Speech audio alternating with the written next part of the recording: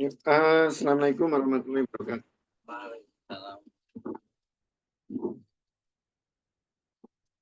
Alhamdulillah wassalatu wassalamu ala anbiya'i wa mursalin sayyidina Muhammadin wa ala alihi wa ashabi ajmain. Yuk kita lanjutkan untuk pengajian Sahih Bukhari. Kita lanjut bab di Bastis Saubi fi Sholatil Sujud ya. Babu bab Basti membentangkan saubi pakaian fi di dalam as-sholati sholat li untuk as-sujudi sujud. Dia membentangkan pakaian untuk sujud. Hadasa telah menceritakan kepada kami Musaddad. Hadasa telah menceritakan kepada kami Bishr. Hadasa telah menceritakan kepada kami Ghalib an Bakar Ibnu Abdillah an dari Anas Ibnu Malik radhiyallahu anhu, semoga meridhoi Allah darinya.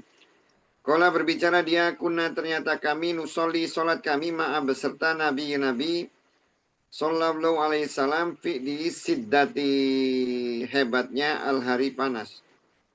Pak maka ida apabila lam tidak yastati mampu ahad seorang anak kami an untuk yumakin menempatkan dia wajah kepada wajahnya min dari al-ardi bumi atau tanah. Basar atau membentangkan dia sauba pakaian huknya atau kain huknya, Pak maka sajadah sujud dia ala di atas hiknya. Jadi babnya itu membentangkan kain. Kemarin babnya mengusap debu atau kerikil ya untuk sholat ya, diratakan. Jadi sebenarnya salah satu sunnah di dalam Islam itu adalah ketika sholat dan itu terasa panas itu sebenarnya di akhir sholatnya itu. Diakhirkan. Ya mungkin ini tidak diterapkan ya di zaman sekarang ini ya. Kalau orang sekarang kan sholat rata-rata di awal waktu ya jamaah ya. Tapi kalau di zaman Nabi ketika dia panas, itu diundurkan. Malah kadang diundurkan itu mendekati Isya. Mungkin situasinya berbeda karena kalau sekarang kan masjid itu sudah dingin gitu kan ya. Terus ada AC. Tapi kalau dulu kan masjid itu nggak ada atap. Termasuk dulu masjid itu terbuka. Sehingga semua binatang itu lalu lalang gitu, lalu lalang. Termasuk juga anjing tuh. Makanya Imam Malik itu salah satu imam yang berpendapat bahwa anjing itu bukan najis. Karena di zaman Nabi itu masjid itu terbuka dan semua itu bisa lewat, termasuk binatang. Dan Nabi itu nggak menyuruh untuk membersihkan atau menyiramnya. Berbeda ketika ada orang Badui yang kencing, oleh Nabi disuruh siram. Mereka kencingnya di masjid, di pinggir masjid, suruh Nabi disiram. Tapi kalau anjing lewat tidak disuruh membersihkan. Nah, jadi itu memang salah satu sunnah yang memang tidak diterapkan sekarang ini. Gitu. Jadi ya apa itu salah ya nggak salah, nggak apa-apa karena memang lihat situasinya. Tapi kita tahu aja bahwa sebenarnya ketika orang itu mengakhirkan sholat ya boleh-boleh aja. Termasuk juga untuk sholat Isya ya. Sholat Isya itu sebenarnya sunnahnya itu ya diakhirkan. Supaya apa? Ya supaya orang itu setelah sholat Isya itu tidur sebenarnya. Kalau sekarang kan sholat Isya kan di awal ya. Begitu jam 7.30 orang azan. Terus langsung sholat. Dia kehilangan sunnah berikutnya itu setelah sholat Isya itu tidak ada percakapan.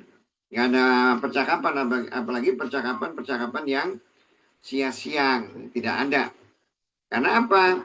Ya karena kalau bisa manusia itu sebelum tidur itu dia dalam kondisi yang paling bagus. Dan tidak ada kondisi yang paling bagus kecuali sholat. Karena ketika seseorang itu tidur, dia itu mati. Nah mati itu kan nggak jaminan nyawanya atau rohnya itu akan dikembalikan lagi ke jasad. Sehingga paling bagus itu sebenarnya ketika mau tidur itu ya dalam keadaan setelah sholat. Makanya kalau umpamanya kita mau tidur, ya diupayakan sholat lah. Gitu. Sholat apa kayak? Sholat malam gitu. Kan bedanya kalau sholat malam itu kan sebenarnya semua sholat isya itu bagian dari sholat malam sebenarnya. Karena sholat malam itu ya sholat yang dilaksanakan di malam hari. Hanya kalau dia dilaksanakan setelah tidur itu namanya sholat tahajud. Jadi kalau umpamanya kita ini mau tahajud ya paling tidak khawatirnya gitu ya, khawatirnya pas kita tidur nyawa nggak balik lagi. Jadi ya sebelum tidur itu sholat aja lah nggak kita 2 rakaat atau 4 rakaat. Nanti masalah kita bangun malam gitu ya, bangun malam mau sholat tahajud itu lebih bagus. Tapi diupayakan kita itu sholatnya itu sebelum tidur. Sebelum tidur. Nah, di dalam Islam juga karena sholat itu dilaksanakan saat panas. Panas jadi diperbolehkan ya. Diperbolehkan kita itu ada lapisan tertentu gitu. Jadi nggak ada itu yang mengatakan bahwa oh nggak boleh namanya sholat itu harus menyentuh tanah, itu nggak ada. Itu kan cuman kata-kata orang aja gitu kan ya. Seperti oh kalau rambut nggak boleh ketika sujud itu rambut itu harus semua jidat itu harus kena semua di tanah. Jadi kalau ada kan yang orang-orang yang dia rambutnya panjang setiap mau sujud diangkat gitu kan ya. Artinya dia membuat gerakan-gerakan yang tidak perlu. Termasuk juga kan apa itu namanya debu ya, debu atau pasir itu diratakan. Tapi sebenarnya lihat kepentingannya. Jadi Nabi itu ngomong kalau di hadis sebelumnya itu meratakan pasir atau menghilangkan pasir itu sekali aja. Artinya sekali itu ya sebenarnya gerakannya itu nggak perlu gitu loh. Sesuatu yang tidak perlu. Takutnya memang ada sesuatu yang perlu gitu loh. Siapa tahu pasirnya tajam atau apa. Tapi kalau kira-kira itu berkaitan dengan khawatir sujudnya itu nggak sah ya nggak ada. Termasuk juga pakai kainnya. Pakai kain. Nah, kenapa pakai kain ini kok di hadis itu disebutkan ya para sahabat itu meletakkan kain gitu. Jadi bukan berarti meletakkan kain itu sesuatu yang dilarang sebenarnya. Yang harus kita ingat kondisi pada masa Nabi itu sholat itu kain yang punya 2 kain itu tuh jarang. Jadi kalau ada yang meletakkan kain untuk ini apa tuh namanya sajadah lah bahasanya kalau sekarang itu tuh nggak semua sahabat punya gitu. Tapi kalau mau pakai ya boleh. Mau pakai boleh, malah lebih bagus gitu loh. Kenapa lebih bagus? Ya biar dia sujudnya bisa lebih lama. Kalau bayangin aja kita sholat di terik matahari, sujudnya lama, panas. Lebih bagus ya kalau ada kain. Maka walaupun Nabi itu tidak menyuruh ya, tidak menyuruh. Tapi kalau sesuatu membuat sholat itu malah jadi lebih khusyuk, lebih tenang ya, itu berarti lebih bagus. Dan tidak masalah itu ada halangan antara jidat kita atau rambut jidat kita itu dengan harus tanah, nggak apa-apa. Oh, nanti repot pula nanti masjid sholat tuh berarti sholat itu harus ke bumi gitu kan ya. Sholat di hotel ya, hotel lantai 17 paling bagus di tanah gitu. Ya enggak gitu lah. Paling bagus di tanah enggak gitu. Namanya jurunya kan sujud. Sujud mau di mana juga masalah, mau di air mau di mana, kalau kamu bisa sujud di air ya boleh juga sih. Yang penting kan intinya sujud. Bab ma yang ya juzu boleh min dari amali gerakan di dalam as-sholati sholat. Amal itu perbuatan. Ada saat telah menceritakan kepada kami Abdullah ilmu Maslamah. Ada saat telah menceritakan kepada kami Malik an dari Abu Nadar an dari Abi Salamah an dari Aisyah radhiyallahu anha. Qalat berbicara dia kuntu ternyata aku amuddu meluruskan atau memanjangkan aku rijli kakiku fi din kiblati kiblat nabi sallallahu alaihi wasallam wa dan wa dia yusolli dia pak maka ida apabila sajada sujud dia romazo menyentuh dia nih kepadaku pak maka rofa tu mengangkat aku hak kepadanya kakinya maksudnya pak maka ida apabila koma berdiri dia madat memanjangkan aku hak kepadanya atau meluruskan.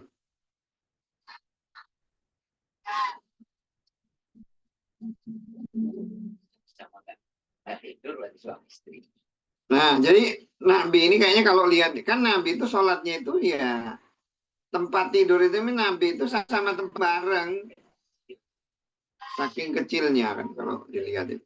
Jadi Nabi itu sholat di tempat ya di kamarnya. Jadi karena saking kecilnya itu ya ketika sholat itu depannya itu tempatnya sujud itu adalah kakinya Aisyah. Kakinya Aisyah. Kakinya Aisyah. Terus kalau umpamanya Nabi mau sujud, ya disentuh aja, tarik. Jadi bukan masalah kakinya itu sebenarnya kalau sujudnya itu karena kaki Aisyah itu pas di tempat dia sujud. Nah, pas di tempat sujud. Nah, yang pertama kita lihat dari hadis ini kan ya. Yang pertama yang kita lihat dari hadis ini, Nabi itu nggak bangunin Aisyah untuk sholat. Ya, walaupun mungkin nggak tahu kita Aisyah itu sholat atau tidak gitu kan ya. Tapi Nabi itu nggak membangunkan. Walaupun di hadis itu ada hadis yang menunjukkan sebaik-baiknya laki itu yang membangunkan istrinya semang malam untuk sholat. Kemudian sebaik-baiknya perempuan yang membangunkan ya. Tapi ya kita juga kan lihat-lihat ya kondisi istri kita seperti apa. Sama seperti Nabi itu ya dia kenyataannya Nabi ngomong gitu tapi dia tidak membangunkan Aisyah. Tidak membangunkan Aisyah. Walaupun ulama itu mengatakan ya mungkin Aisyah udah sholat duluan atau apa. Tapi kita tidak tahu nih cerita Aisyah itu gimana. Tapi yang jelas dari hadis-hadis itu Nabi itu sholat itu sendiri ya. Sholat malam itu sendiri. Yang ada cuma perkataan aja bahwa Nabi itu menyuruh ya sebaiknya laki-laki itu yang membangunkan istrinya gitu loh. Tapi ya lihat istrinya. Kalau memang istrinya itu memang pingin sholat, tapi kalau nggak pingin sholat ya nggak usah lah, biarin aja lah, nggak masalah yang seperti itu. Itu yang pertama. Yang kedua, jadi adanya kaki perempuan di depan orang sholat itu tidak membatalkan sholat, tidak membatalkan sholat. Masalah itu kalau nggak. Terus yang ketiga bahwa itu tidak membatalkan wudhu ya, tidak membatalkan wudhu, tidak membatalkan wudhu, menyentuh perempuan. Bahkan Nabi juga di hadis yang lain tuh Nabi mencium Aisyah, mencium Aisyah. Walaupun nanti ulama nanti akan berdebat tentang masalah muhrim atau bukan muhrim. Kalau ngomongin muhrim ya sebenarnya istri itu ya bukan muhrim sih. Istri muhrim.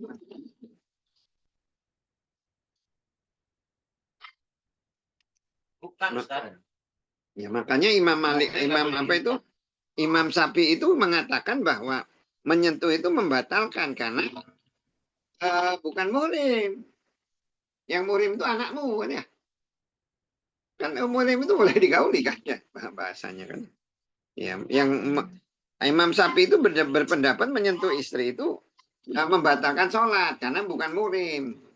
Tapi kalau kita lihat di Qur'annya, lamastum menyentuh perempuan yang dimaksud di situ itu adalah bersetubuh.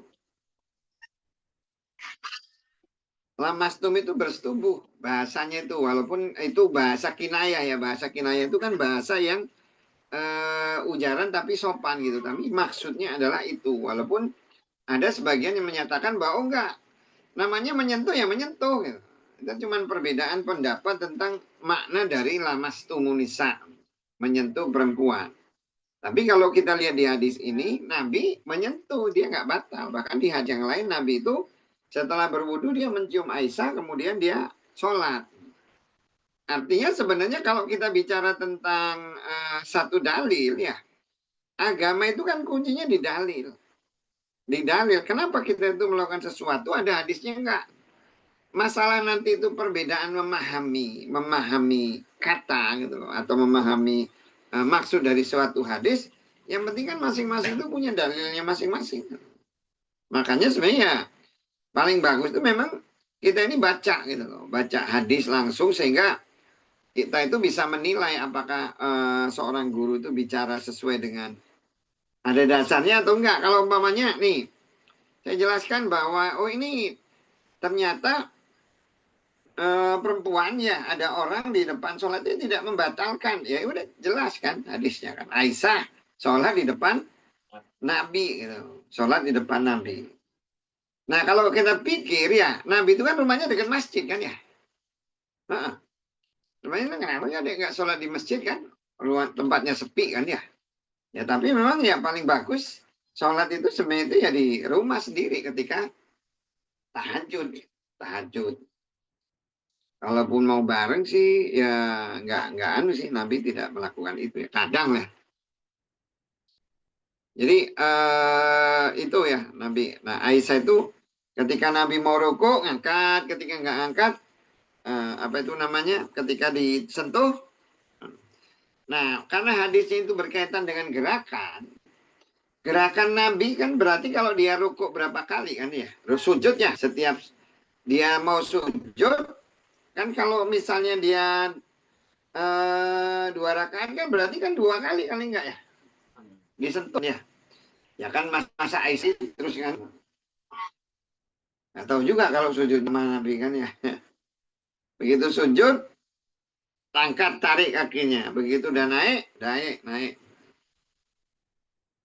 Nanti gerakan seperti itu tuh tidak membatalkan sholat. Jadi intinya sebenarnya kalau di dalam sholat itu gerakan-gerakan yang tujuannya untuk kemaslahatan sholat ya tidak membatalkan sholat. Tapi kalau gerakan itu gerakan-gerakan tidak perlu gitu ya, gerakan tidak perlu ya bisa membatalkan sholat. Ada saat telah menceritakan kepada kami Mahmud, ada saat telah menceritakan kepada kami Sababah, ada saat telah menceritakan kepada kami Su'bah dari Muhammad ibnu Ziyad, an dari Abi Hurairah radhiyallahu anhu, an dari Nabi sallallahu alaihi wasallam, anna sunya sholat dia sholatan sholat. Kola berbicara dia, inna sungguhnya saiton arodo datang li kepadaku. Arodo itu bisa berarti menyodorkan atau muncul. Pak maka sada mengganggu dia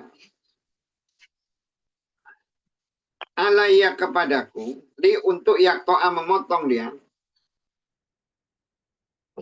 asolati sholat, asolatas kepada sholat. Pak maka amkana menempatkan ni kepada Allah min dari huknya. Maksudnya amkana itu memberi kekuatan gitu ya untuk menguasainya.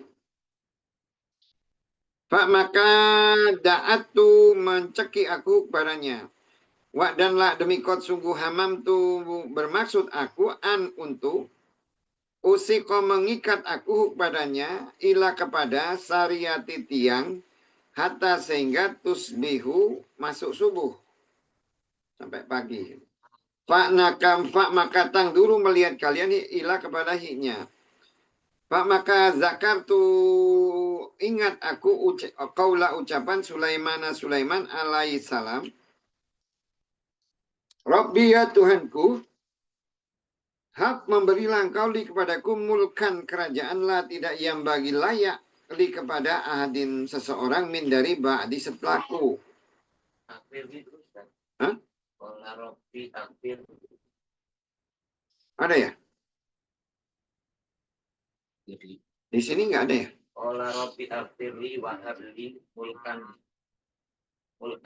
Robi Firli ada nggak? Di sini Robi Habli. PC komputer juga. Robi Hapli. Tapi di situ Robi Firli ya? Robi Firli ya dia. Ampunilah aku gitu, Robi Firli ya. Robi Firli. Wahabli dan memberikanlah engkau li kepadaku mulkan kerajaan lah tidak yang bagi layak li kepada ahadin seseorang min dari ba'di setelahku. Ada juga. Ya. Di sini nggak ada. Mulkanlah yang bagi layak.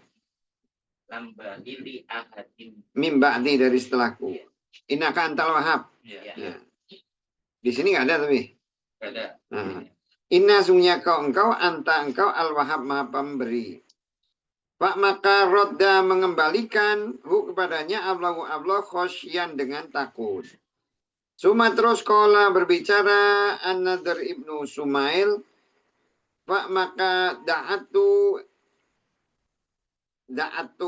menceki aku kepadanya bi dengan zal dengan huruf zal. Atau khonatu. Khonatu itu memegang aku wa dan da'atu menceki aku kepadanya min dari qauli ucapan Allah yauma pada hari itu yud'auna didorong. Yud'auna itu itu bisa didorong, bisa dicekik gitu. Maksudnya yadfa'una menolak wa dan as-shawab yang paling benar. Pak maka da'autu menceki aku padanya illa kecuali anna sesungguhnya hunya kada begini kola berbicara bi dengan tasjid ditasjidkan al ain wa dan at-ta. Nah ketika Nabi sholat datang setan.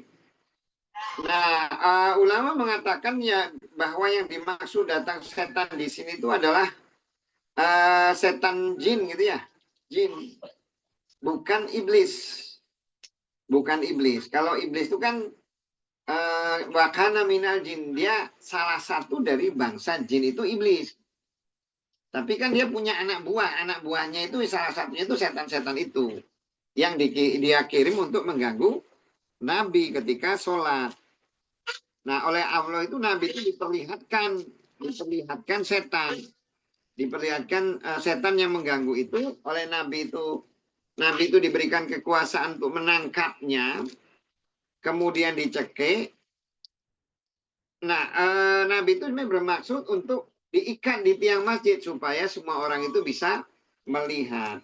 Cuman dia ingat ucapan Nabi Sulaiman. Nabi Sulaiman itu adalah Nabi yang diberikan kekuasaan bukan hanya menguasai alam ini ya, angin dan lain-lain itu Pak, sampai dia jin juga bisa dia kuasai.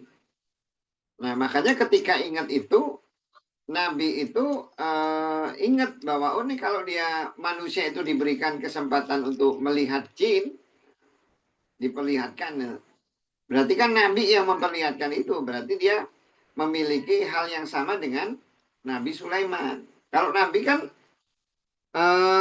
kayak angin atau apa ya Nabi Muhammad kan enggak ya. Tapi kan beberapa makhluk ciptaan Allah itu seperti pohon gitu kan ya. Pohon, daun, kemudian batu itu kan memberi salam, tuh diberikan kekuasaan untuk itu. Nabi Muhammad sama, dia diberikan kekuasaan untuk mengatur ya, mendengar makhluk atau apa. Hanya kalau jin dia ingat perkataan dari Nabi Sulaiman, dia tidak ingin menguasai jin. Tidak ingin menguasai jin. Ikat itu kan menunjukkan bahwa dia menguasai. Dia minta itu. Nah yang jelas kalau babnya ini tentang bagaimana pergerakan di dalam sholat. Jadi bayanginlah ketika sholat diganggu jin kan berarti kan dia tetap sholat tapi dia berkumpul dengan jin gitu kan ya. Iya artinya di dalam sholat itu ketika kita sholat kemudian melakukan sesuatu yang tujuannya untuk kemaslahatan sholat, apapun gerakannya itu nggak masalah. Jadi segala gerakan tujuannya untuk kemaslahatan sholat itu diperbolehkan. Seperti di dalam perang gitu kan, perang sholat ya sambil membela supaya apa? Supaya tetap bisa sholat. Itu boleh yang seperti itu.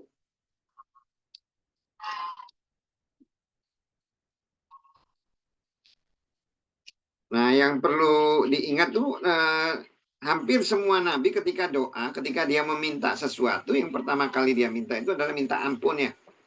Kan ayat ini kan berarti kan diawali dengan Robbi Habli gitu. Tapi di depannya itu Robbi Firli. Makanya sebenarnya manusia itu permintaan yang paling utama kepada Allah itu ya Robbi Firli. Ampunilah aku sebenarnya. Itu yang paling utama.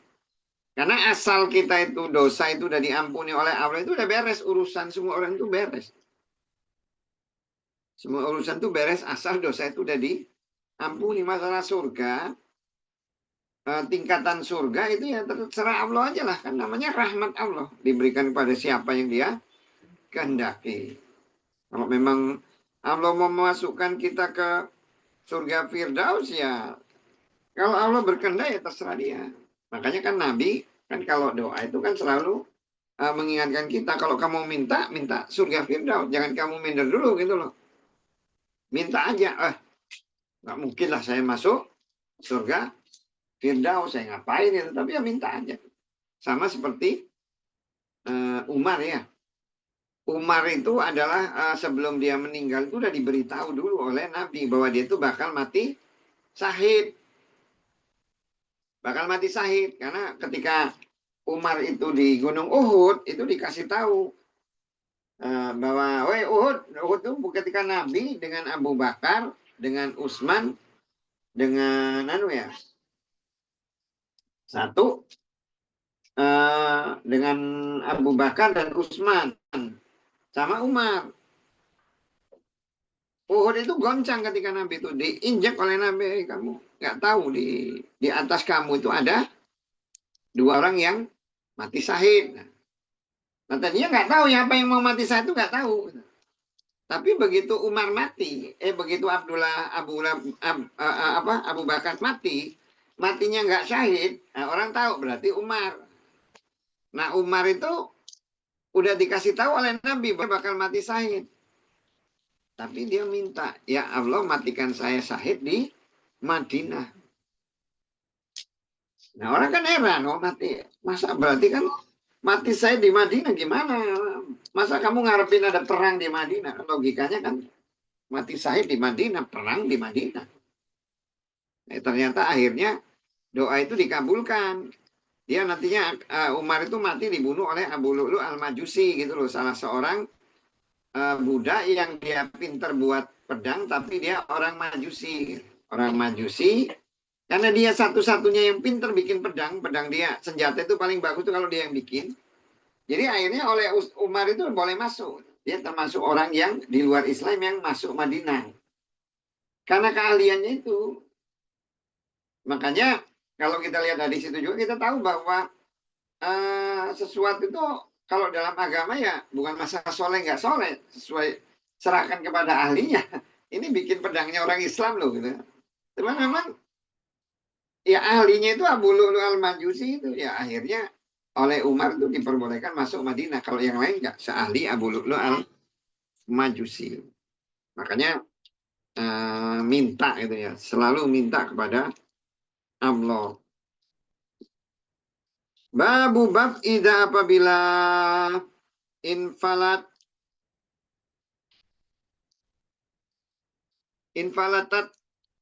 kabur ya, lari, dabatu tunggangan, binatang tunggangan di dalam as-sholati sholat. Wa dan kola berbicara kota datu kota dain kalau uhida diambil saubu pakaian huknya, yatba'u mengikuti dia as-sariko kepada pencuri. Wa dan yada'u meninggalkan dia as-sholata kepada sholat. Hadasa telah menjaga kepada kami Adam, hadasa telah menjaga kepada kami Syu'bah, hadasa telah menjaga kepada kami Azraq ibnu Kubais, kola berbicara dia. Kunna ternyata kami di Ahwaz, nama tempat. Nukotil memerangi kami Haruriyah. Haruriyah itu adalah salah satu kelompok dari Khawarij ya. Khawarij. Pak maka baina ketika anak aku ala pada juru pinggir nahari sungai Ida tahu-tahu rojulun laki-laki yusoli sholat dia. Wa dan ida tahu-tahu li jamu. Apa itu kalau binatang di tali itu? Tali kekang. Dabati tunggangan hiknya dia di tangan hiknya. Pak maka ja'alat menjadikan dabatu binatang tunggangan tunazi'u meloncat melepas ya, ya berusaha melepas kepadanya. Dan ja'ala menjadikan dia yatba'u mengikuti dia kepadanya. Kala berbicara Su'bah huwa dia Abu Barzah Al-Aslami. Maka ja'ala menjadikan rojul laki-laki min dari khawarij yakulu berbicara dia. Allahumma ya Allah if'al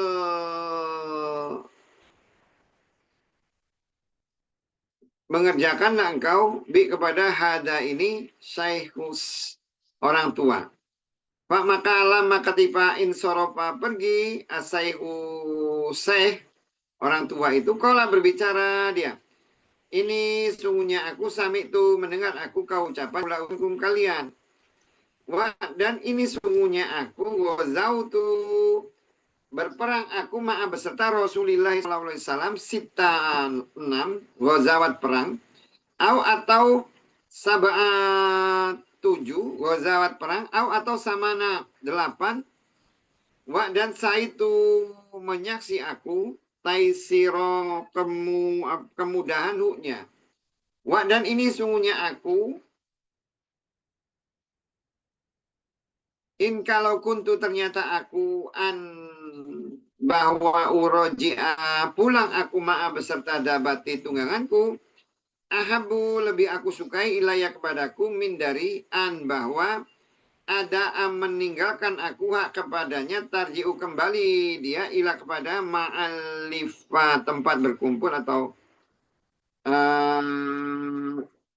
ma'alif itu tempat berkumpul maksudnya alam bebas gitu loh, alam bebas haknya. Pak maka ya suku berat alaya kepadaku. Babnya itu kalau orang itu kabur tunggangan binatang tunggangannya dan dia lagi sholat. Nah, menurut Qatada itu Abu Qatada ya, salah seorang sahabat Nabi, dia mengatakan bahwa kalau seseorang itu pakaiannya hilang atau barangnya hilang ya kejar maling. Nah, ada di maling, ada kejar malingnya, tinggalin sholatnya. Jadi misalnya ini ada perempuan masa lupa ini kompor ini saya masih tinggal gitu lagi sholat. Tinggalin sholat, matiin dulu. Kenapa?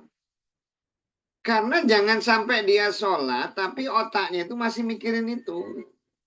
Itu lebih nggak ada guna juga. Walaupun dari pertengahan. Ya, tinggalin aja. Apa-apa. Karena ini dia dasar ini kan kota ini kan dasarnya kan dari hadis ini kan. Sahabat itu Abu Barzah ya, Abu Barzah. Abu Barzah itu ketika dia itu pergi menyerang Khawarij. Nah, berarti kan dia bareng tentaranya Ali. Ali itu dia yang memerangi Khawarij. Makanya orang itu baru tahu ternyata Ali itu di posisi yang benar. Setelah dia itu perang dengan Muawiyah. Karena di hadis itu dikatakan bahwa akan berperang dua golongan yang besar. Nanti salah satu dari golongan itu akan memerangi Khawarij. Nah, itu yang golongan yang lebih dekat kepada kebenaran. Dan yang ternyata yang memerangi Khawarij itu adalah Ali. Jadi hidup Ali itu ketika dia jadi khalifah itu isinya cuma perang aja. Dan perangnya sesama muslim gitu. Makanya hidupnya itu cuma nangis aja isinya. Cuma nangis. Kenapa? Ya saya kok merangi sama orang Islam. Cuman ya kalau nggak diperangi kayak mana mereka mau ngancurin Islam. Muawiyah ngaku khalifah, jika dia ngaku khalifah enggak, Muawiyah itu kan enggak ngaku khalifah, tapi nurut juga enggak, kan bingung. Prinsip Ali ya, namanya orang tuh kalau enggak kamu ngaku khalifah malah enak. Udah kamu aja yang jadi khalifah gitu kan. Tapi kamu ngaku khalifah, nggak mau ngaku khalifah, tapi kamu juga nggak nurut sama saya. Gimana saya mau ngatur negara? Termasuk Zubair sama itu juga kan, Tolha juga gitu kan. Zubair sama Tolha itu kan ketika tidak nurut sama Ali karena mereka itu nganggap Ali itu tidak tegas gitu loh, tidak menghukum orang-orang yang bunuh Utsman, ya kata dia udah sekarang kamu bunuh aja itu orang yang bunuh Utsman. Ternyata begitu mereka tuh memerangi orang yang memerangi Utsman, ada satu orang dilindungi oleh satu kabilah yang kuat. Akhirnya mereka itu nggak berani. Lah iya, kalau mereka nuduh Ali itu tidak mengikuti aturan agama, orang membunuh tapi tidak dihukumi. Ya sekarang kamu juga sama kayak saya.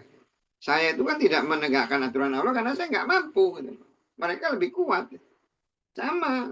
Yang bikin nggak kuat saya itu ya gara-gara kamu tidak nurut sama saya. Akhirnya kan bisa dikalahkan. Nah kemudian setelah itu kan berpisah tentara Ali, sebagian itu jadi Khawarij.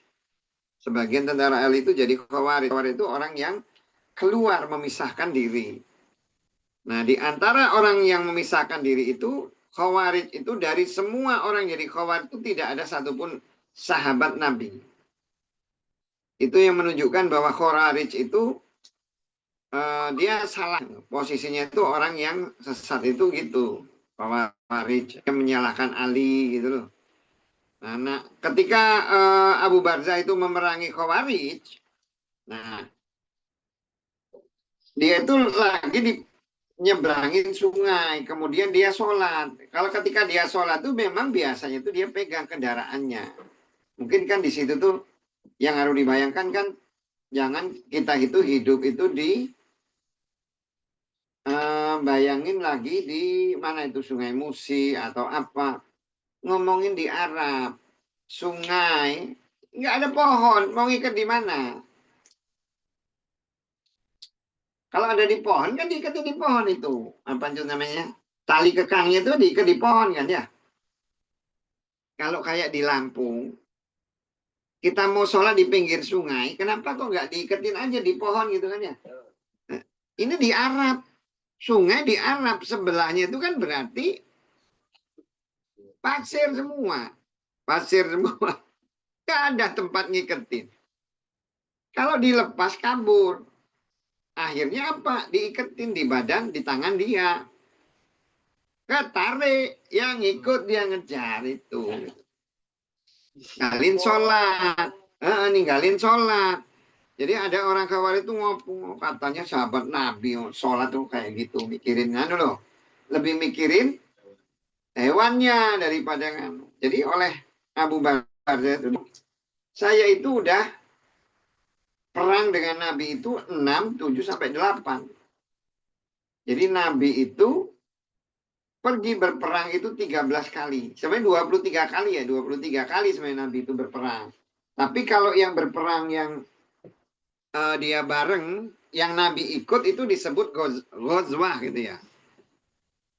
Ghazwah itu ketika Nabi ikut perang itu Ghazwah itu 13 kali. Tapi kalau yang Nabi nggak ikut itu 10 kali. Dia namanya syariah itu dia ngirim tentara aja. Jadi kebayanglah kalau orang itu dia pergi dari 13 itu 8 kali atau 7 kali, artinya setengahnya itu dia pergi berperang sama Nabi. Nah dia ngomong bahwa saya itu udah sering ketemu Nabi di perang, dan Nabi itu yang seperti ini udah memang disuruh Nabi gitu loh.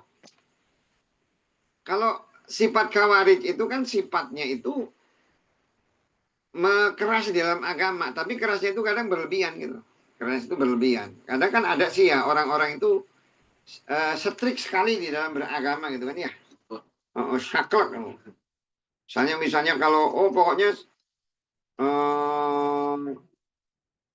misalnya apa gitu loh, nggak mau kalau nggak sesuai benar aturan agama gitu, mereka tuh nggak mau benar gitu.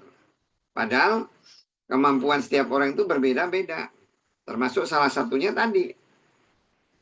Karena dia ngomong bahasa ini orang tua gitu. Orang tua. Kalau saya itu ketinggalan, ini apa itu tundangan saya hilang, saya mau balik itu kayak mana?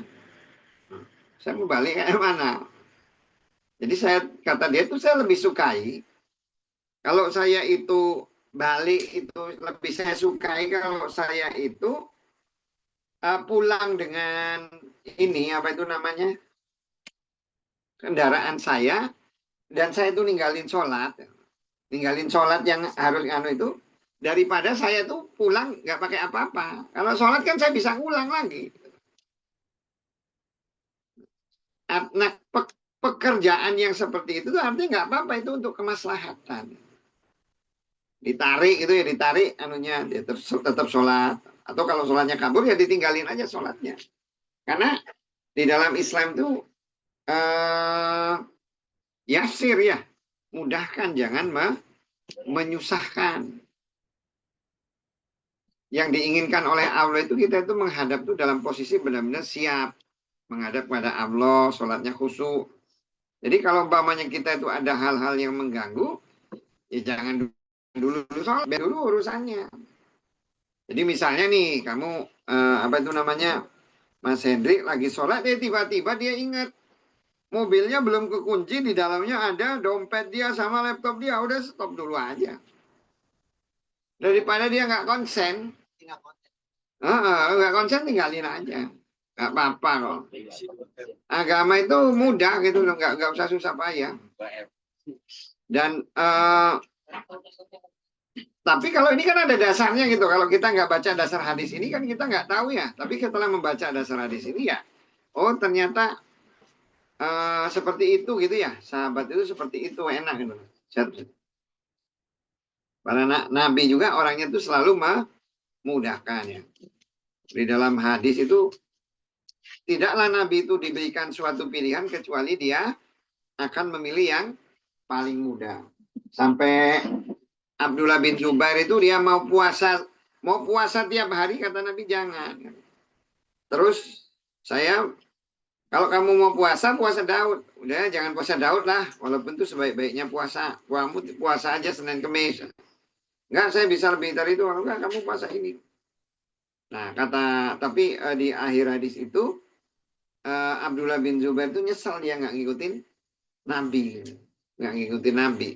Nabi itu nyuruh dia itu ngambil Senin Kemis atau yang puasa 3 hari. Tapi dia ngambil yang puasa Daud. Dia nyesel. Nggak dijelaskan di hadis itu. Dia nyeselnya itu kenapa? Karena memang manusia itu masuk surga itu bukan karena amalnya. Karena kasih sayang Allah aja. Kasih sayang. Dan sebenarnya manusia itu puasa atau tidak puasa, yang penting dia hidup di dalam ketaatan kepada Allah. Kalau kamu puasa tapi hidup isinya tidak taat sama Allah, ya sama aja bohong. Tapi kalau puasa terus bisa taat sama Allah, ya itu lebih bagus.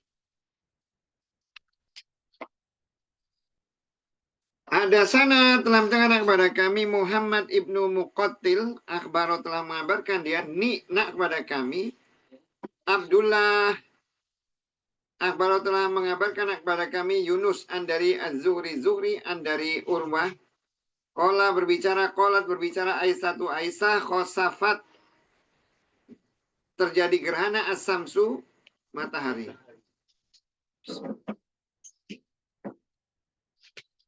Pak maka koma berdiri Nabi sallallahu alaihi wasallam. Pak maka qara'a membaca dia surat tawilah yang panjang.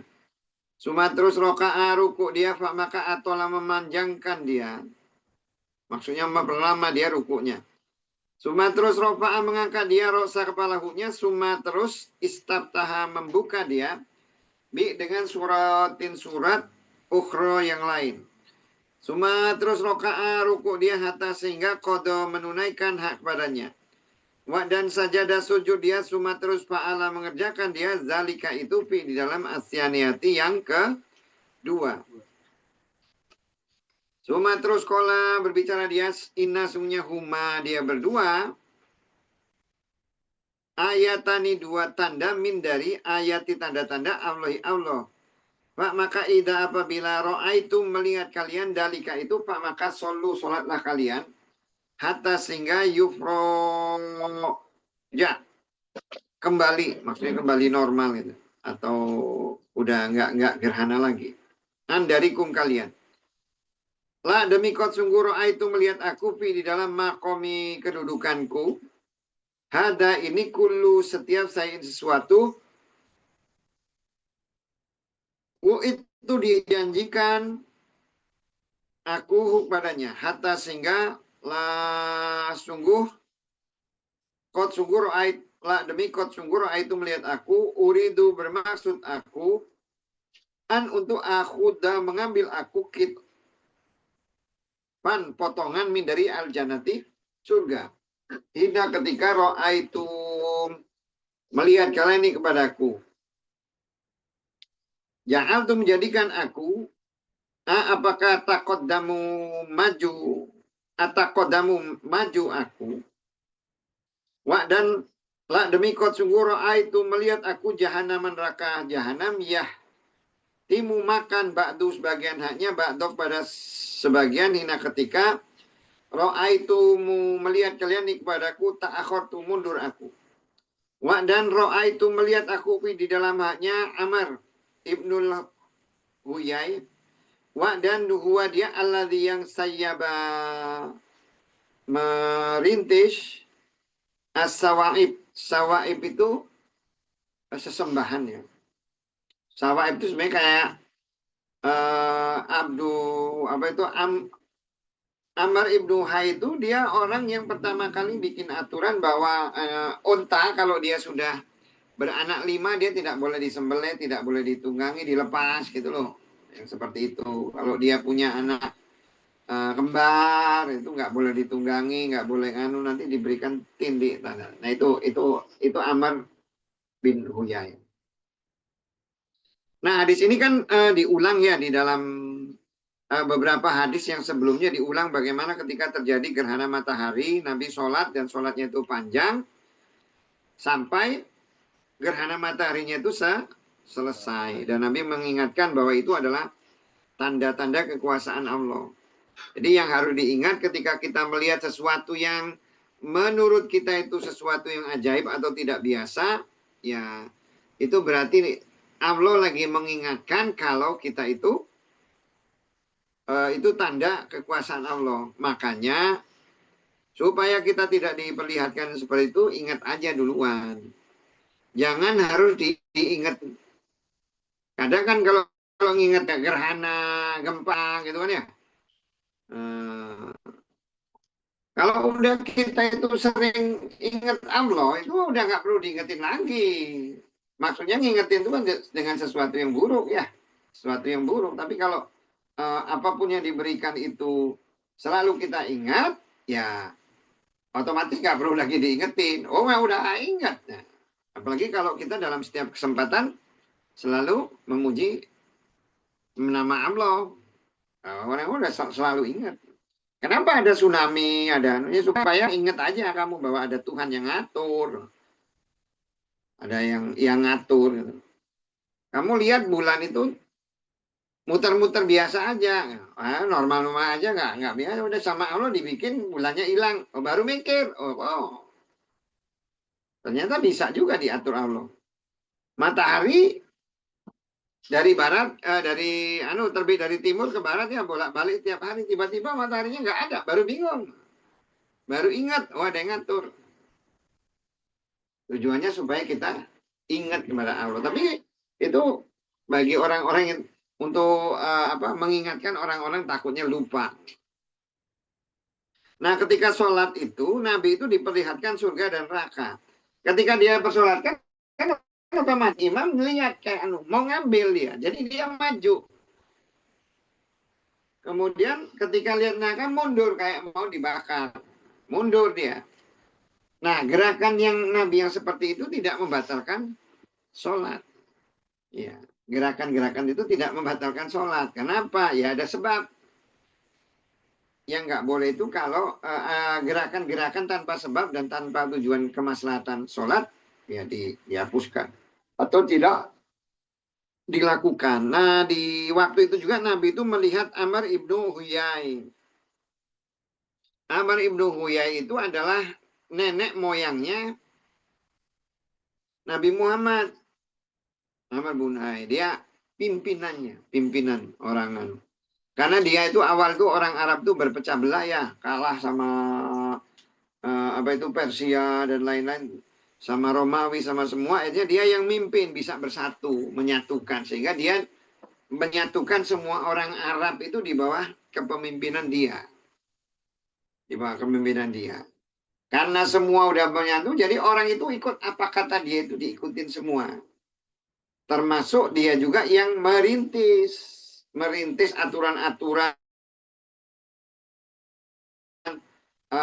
Kalau misalnya ini atau ada unta betina sudah melahirkan 5 ekor anak, dia berarti tidak perlu tidak boleh sembelih, tidak boleh dipotong, dibiarkan saja. Termasuk juga kalau ada sapi yang sudah membuntingi, dia menghasilkan berapa anak, sama dia juga seperti itu. Dia aturan-aturan seperti itu.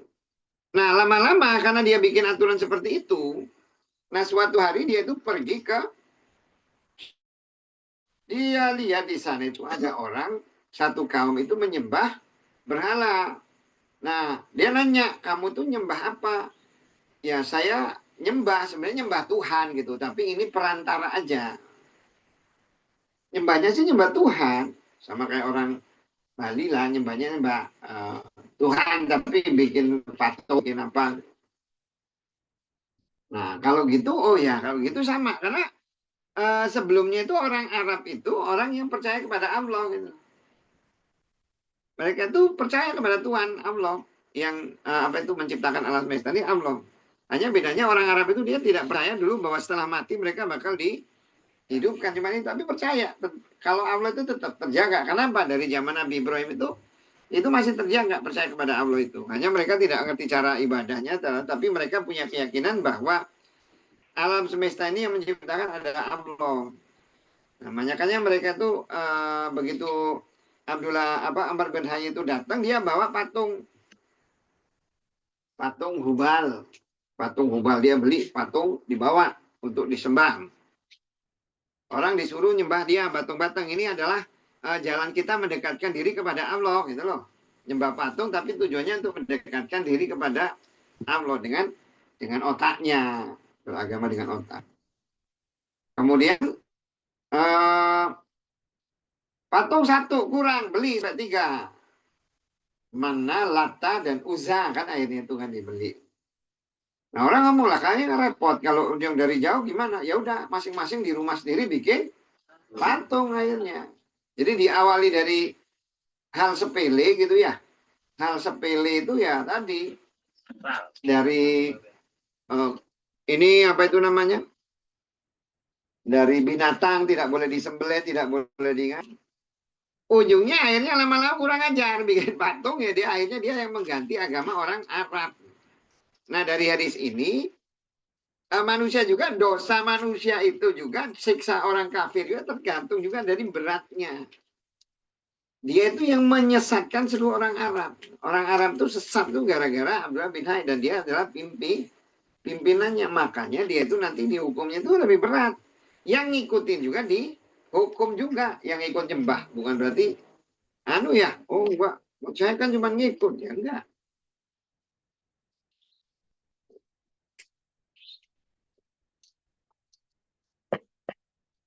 Makanya kan di Quran itu dikatakan lah, kata orang-orang yang ikut, waqala ladina tabau, kayak, dan berbicara orang-orang yang ngikut itu orang-orang sesat, lau lanak karotan, kalau kami punya kesempatan, lana tabaro aminhum kama tabaron, kami nggak akan ngikut, kami akan lepas tanggung jawab dari mereka, kami nggak akan ikut. Kadang jika yuri umumlo akmalahum hasrotin alaihim, katanya. Nah, sengaja kami perlihatkan seperti itu supaya mereka itu menyesal. Wa mahum bi khairijina minan nar, dan mereka takut. Tapi karena mereka ngikut sesuatu yang tidak benar, ya selamanya masuk neraka. Jadi aturannya itu aturan sepele, diawali dari aturan-aturan sepele. Bikin aturan binatang tidak boleh dianun. Lama-lama kurang aja nanti ngampun jadi Tuhan. Nah, itulah makanya manusia itu harusnya itu hidup itu ya orang itu udah gampang loh. Udah gampang. Rezeki disiapin oleh Allah. Aturan pakainya disiapin oleh Allah. Oh, repot-repot bikin. Sudah dibikinin semua aturan itu. Kamu udah dibikin nih cara nih kalau ada orang mencuri gini, kalau ada orang berzina ini aturannya. Udah bikin aturan baru lebih ribet, lebih susah, akhirnya juga nggak beres juga kan. Termasuk secara sedekah juga di. Cara sedekah itu udah diatur. Kamu kalau sedekah caranya gini, dua setengah dari harta gitu kan ya. Dua setengah dari harta, gak usah banyak-banyak. Ternyata nggak beres juga. Yo enggak, udah setengah dikit amat, cukup nggak? Akhirnya apa? Akhirnya ngambil 15%, 20%, ada yang sampai 30% di beberapa negara kayak Eropa itu 30%. Ya beres juga urusannya. Tapi ada sebagian ulama yang mengatakan ya boleh gitu. Karena ya mau membangun negara itu nggak cukup. Itu ulama agak bego dikit aja lah. Kalau dibilangin bego kan lucu juga. Kenapa bego dikit? Ya memang nggak cukup kalau 2,5%. Menurut kita gitu kan ya. Ih, kalau ngomongin agama, sedekah itu, nggak ada orang sedekah itu jadi tambah kaya. Kalau menurut logika, kok duit kamu dikurangi kok. Tapi kenyataannya begitu kamu banyak sedekah, malah rezekimu ditambah. Mau pakai dihitung itu pakai rumus matematika, nggak akan ketemu. Mana? Kamu cari pakar matematika di dunia, kamu dikasih duit 1 miliar, terus kamu sedekahkan 500 miliar. Gimana hubungannya bisa jadi 3 miliar? Nggak ada ceritanya. Tapi kalau kamu kerjakan, kamu bisa dapat segitu. Kan? Manusia itu sebenarnya paling gampang. Aturan itu udah dibikin. Makanya Amr bin Ibn Haid itu. Kalau di Islam itu dia mansana fi Islam sunatan hasanatan. Yang barang siapa merintis di dalam Islam itu sunnah yang baik, maka baginya pahala dan bagi orang yang mengikutinya. Yang repot tuh kayak Amr bin Haid itu diikutin oleh semua orang. Dia bikin aturan, aturannya diikutin, orang jadi sesat. Semua dosa orang itu ditumpahkan kemudian ke semua. Makanya kenapa Herakles itu ketika dikirimi surat oleh Nabi itu satu. Kamu aslim, taslam, kamu masuk Islam lah kamu. Taslam. Kalau kamu kafir, fa'inaka ismu asariyin. Gitu. Kalau kamu nggak masuk Islam, kamu tanggung dosa seluruh rakyat kamu. Karena kalau kamu Islam, orang ikut kamu. Tapi ketika kamu nggak Islam, orang juga ngikut kamu juga. Karena Herakles ini adalah pendeta, gitu ya. Pendetanya orang Romawi dan dia tahu bahwa Nabi Muhammad itu Nabi. Jadi pemimpin itu beratnya pemimpin gitu, diikutin, ya, diikuti. Dan itu juga beratnya dosa orang yang buat aturan, ya, buat aturan nanggung seluruh dosa orang yang mengikutinya. Makanya hati-hati bikin aturan tuh. Mau bikin aturan tuh lihat dulu ini udah diatur Allah belum. Allah apa aturan Allah? Kalau aturan Allah dijabarkan ya ini. Oh, Allah ngomong bahwa boleh ngambil ke orang itu cuma 2,5%. Kamu ngambil banyak. Dosa. Nggak ada alasan. Nggak ada alasan. Karena buktinya apa? Ya buktinya di zaman Nabi juga kan 2,5%. Umar bin Abdul Aziz itu ketika di pemerintahan Umar bin Abdul Aziz itu adalah pemerintahan Islam yang paling makmur.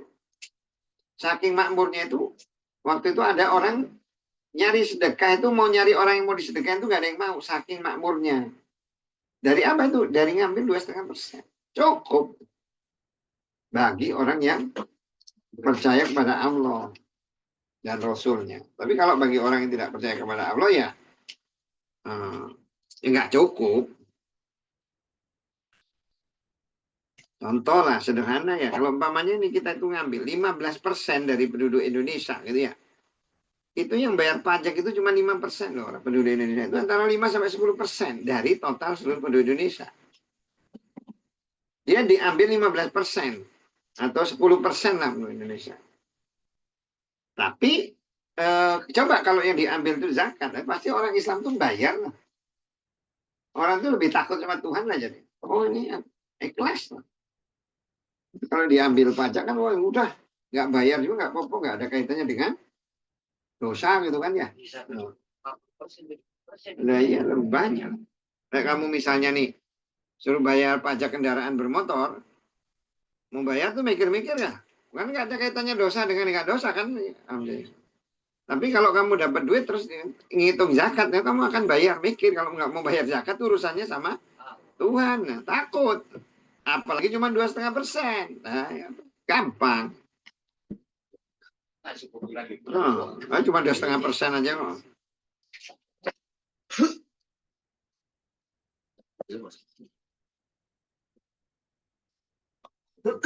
Jadi sawaib itu tadi apa itu namanya sesembahan lah. Apa bukan sesembahan ya. Sawaib itu adalah istilah untuk binatang itu yang di apa itu namanya disakralkan lah gitu. Bab tidak ya juzu boleh min dari mak yang ya juzu boleh min dari busoki meludah wa dan nafhi menghembuskan angin fi di dalam asolati solat wa dan yudkaru disebut dari Abdillah ibnu Umar nafakho menghembuskan angin Nabi sallallahu alaihi wasallam fi di dalam sujudnya fi di kusufi solat kusuf. Ada saat telah mendengar kepada kami Sulaiman ibnu Harb. Ada saat telah mendengar kepada kami Hamad dari Ayub dari Nafi dari ibnu Umar radhiyallahu anhuma anna sungguhnya Nabi sallallahu alaihi wasallam ro'a melihat dia nukhomah riya di kiblat al masjid di masjid.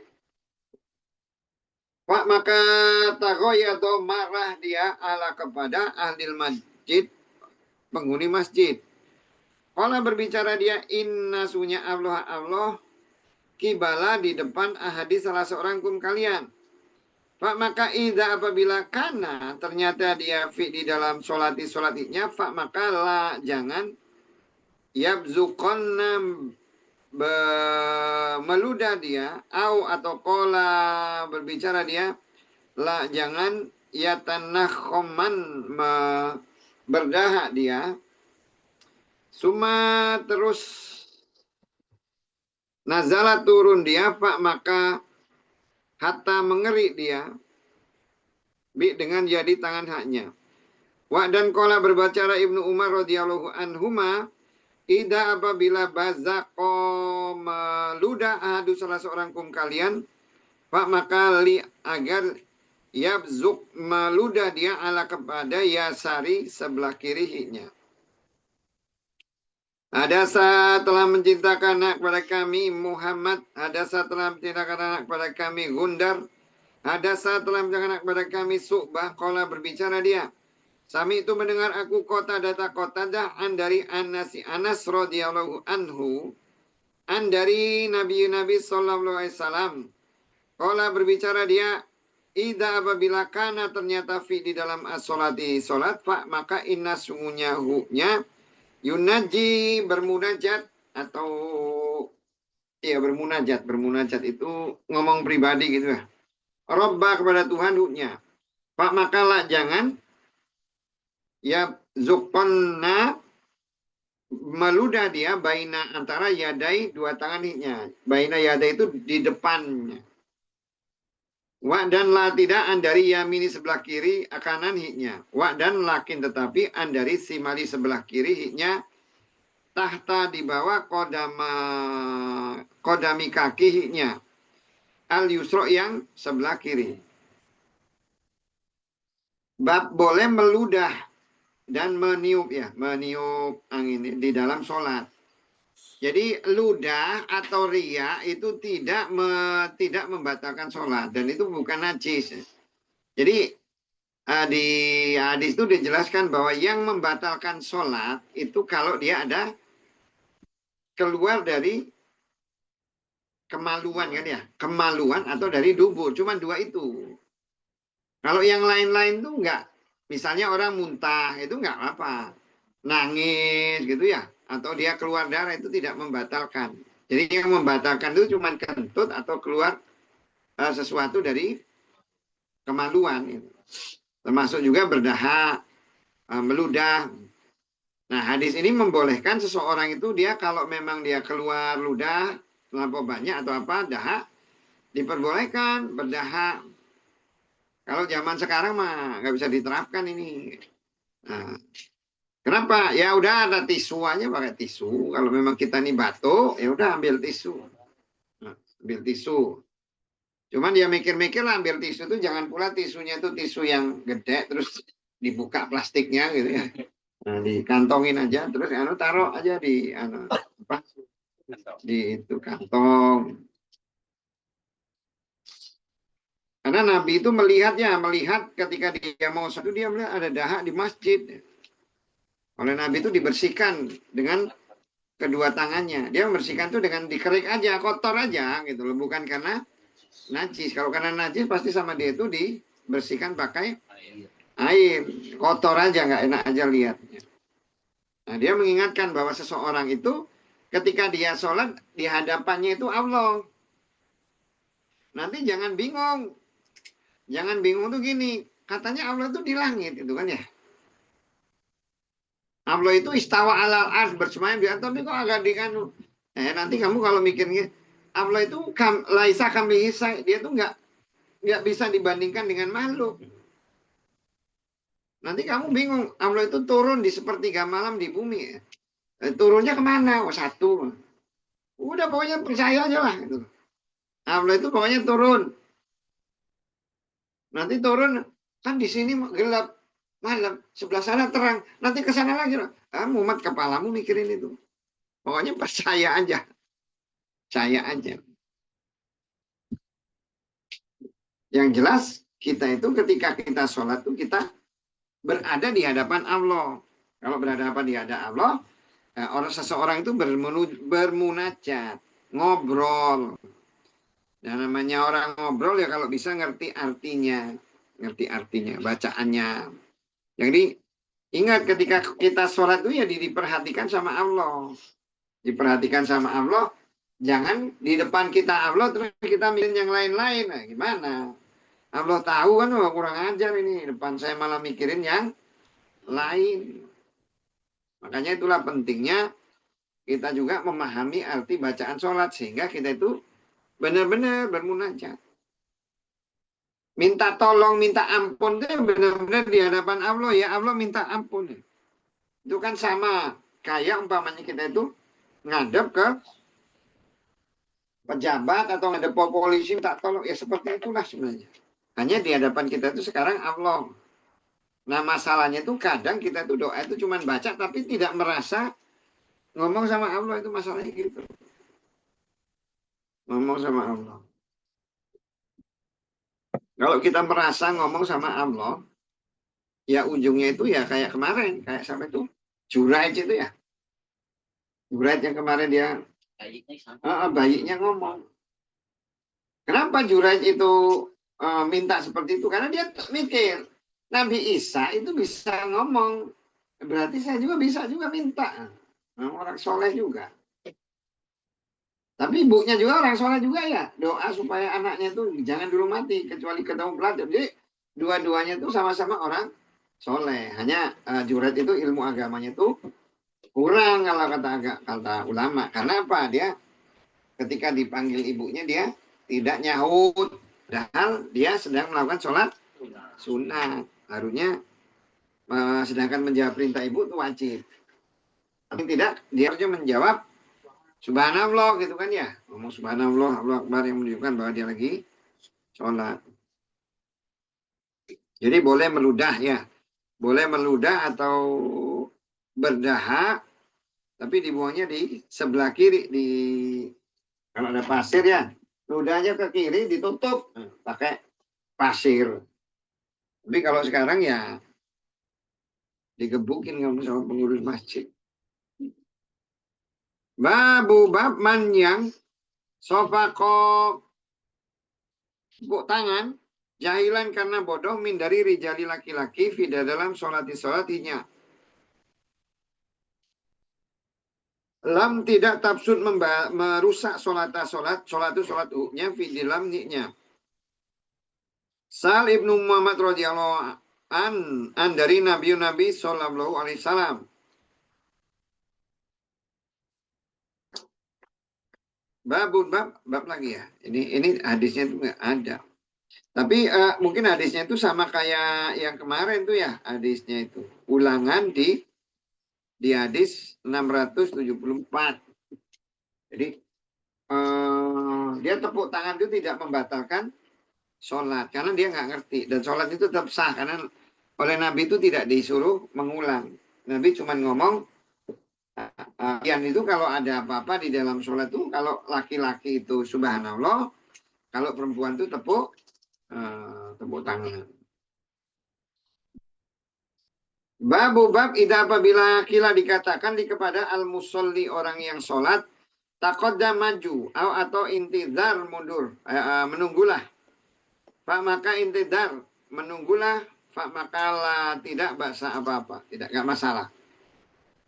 Hadasa telah mendengar kepada kami Muhammad ibnu Kasil.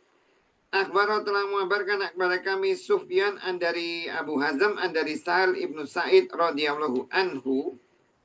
Kala berbicara dia karena ternyata annasu manusia yusoluna solat mereka ma'a beserta Nabi sallallahu alaihi wasallam wa dan hum mereka akidu yang mengikatkan uzri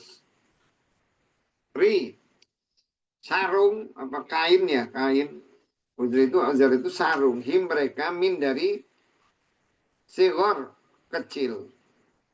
Maksudnya karena kecil itunya, apa itu kainnya kecil diikatkan ke leher. Ala kepada rikobi leher-leher mereka. Fa maka kila dikatakan li kepada an-nisa'i perempuan. La jangan tarfa'na mengangkat kalian ru'usa kepala kuna kalian. Hatta sehingga yastawi rata ya. Yastawi itu duduk gitu maksudnya. Yastawi itu sebenarnya menyamakan atau bangkit tapi posisi udah duduk. Rijalu laki-laki julusan dengan duduk. Nah, gimana kalau dikatakan pada orang yang sholat maju atau mundur?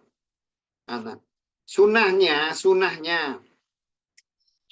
itu orang itu segera setelah imam melakukan sesuatu dia ngikut. Itu sunahnya. Tapi ketika ada suatu sebab maka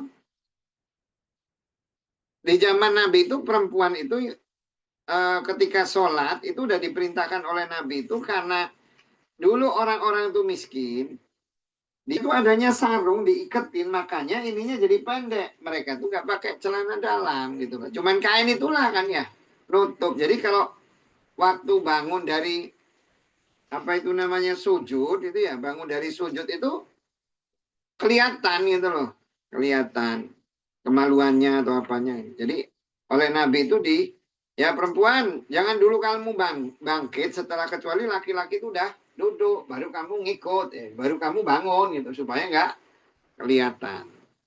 Dari hadis ini satu,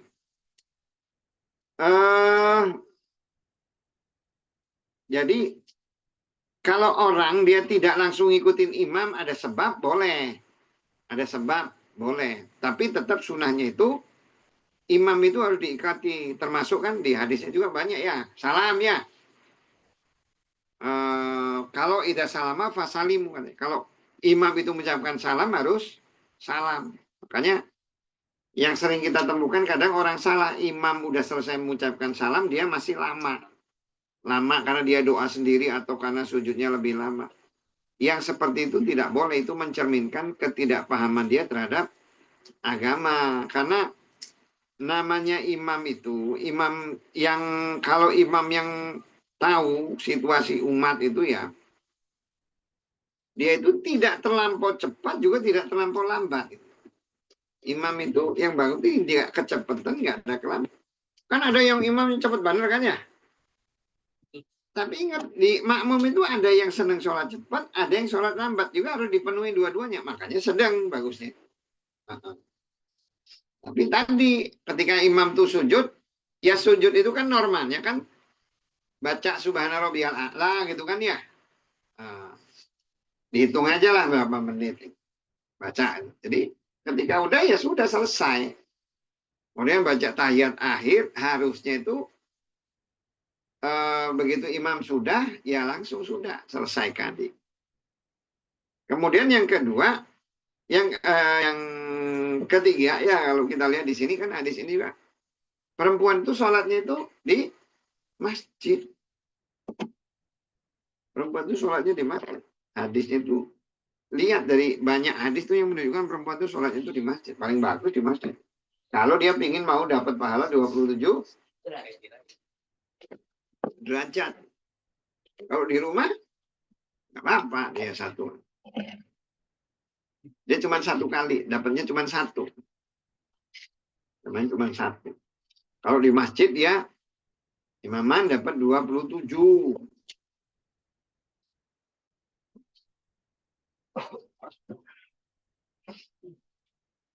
Selama tidak menimbulkan fitnah ya. Selama tidak menimbulkan fitnah. Ya jangan pulang perempuan ke masjid pakai minyak wangi yang sekampung bisa dengar lihat. Babu bablah tidak ya rudu menjawab assalam fi di dalam sholat. Ya rudu itu artinya mengembalikan. Tapi menjawab. Hadasa telah bicara kepada kami Abdullah ibnu Abi Saibah. Hadasa telah bicara kepada kami Ibnu Fudail an dari Ahmas an dari Ibrahim an dari Alqamah. An dari Abdullah qala berbicara dia. Kuntu ternyata aku usalimu memberi salam aku ala kepada Nabi sallallahu alaihi wasallam wa dan huwa dia fi dalam sholat. Maka yaruddu menjawab dia alaya kepadaku. Maka lama ketika rojakna kembali kali. Salam tu memberi salam aku ala kepadanya. Maka lam tidak ruddu menjawab dia alaya kepadaku. Bicara dia inna sunya fi dalam as-sholati sholat sughlon kesibukan. Hadasa telah mendengar kepada kami Abu Ma'mar. Hadasa telah mendengar kepada kami Abdul Waris. Hadasa telah mendengar Kasir ibnu Sindir. An dari Ato ibnu Abi Robah. An dari Jabir ibnu Abdillah radhiyallahu anhuma. Kala berbicara dia, Ba'asa telah mengutus nih kepadaku Rasul Allah sallallahu alaihi wasallam fi di dalam haji. Oh, hajat itu kebutuhan ya, kebutuhan bukan haji. Kebutuhannya, kebutuhannya, labunya hunya. Pak maka intolak tuh berangkat aku, suma terus rojak tuh kembali aku. Wa dan kot sungguh kodo itu menunaikan aku hak badannya. Pak maka ata itu datang aku Nabi SAW. Pak maka salam tuh memberi salam aku ala kepadanya. Pak maka lam tidak ya rutu mengembalikan dia atau menjawab dia ala ya kepadaku.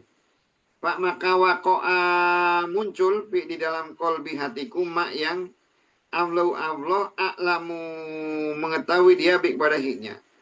Pak maka kultu berbicara aku di dalam nafsi diriku la ala kalau Rasul Allah SAW wajada menemukan dia alaya kepadaku. Ini sungguhnya aku abtok tu sedih aku ala kepadanya kecewa atau sedih. Suma terus salam aku ala kepadanya fa makalam tidak yarud dan menjawab dia alaya kepadaku pak maka wako'a muncul fi di dalam kolbi hatiku asadu lebih hebat min dari al-maroti ula yang pertama kali. Maro itu kali, al-ula pertama kali pertama. Suma terus salam tuh menjawab, memberi salam aku ala kepadanya, Pak maka rodda menjawab dia alaya kepadaku. Pak maka kola berbicara dia, inna masungnya mana halang nih kepadaku an untuk arudda mengembalikan atau menjawab aku ala kepada engkau. Ani sungguhnya aku kuntu ternyata aku usoli sholat aku. Wa dan karena ternyata rohil kendaraan hiknya mutawajihah yang mengarah hak kepadanya ilah kepada ghairis lain al kiblati kiblat.